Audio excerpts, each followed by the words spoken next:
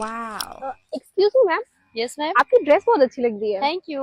आपका मेकअप भी बहुत अच्छा लग रहा है। Thank you. और आप लग भी बहुत अच्छी रही हैं। Thank you. लेकिन लेकिन क्या मैम, आपने अभी बोला?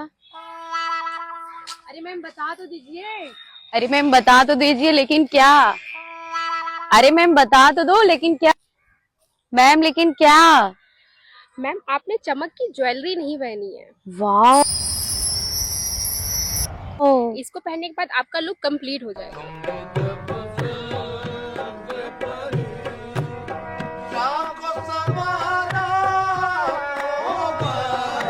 मैम अब मैं कैसी लग रही हूँ? अब आप लग रही है चमक की दीवा।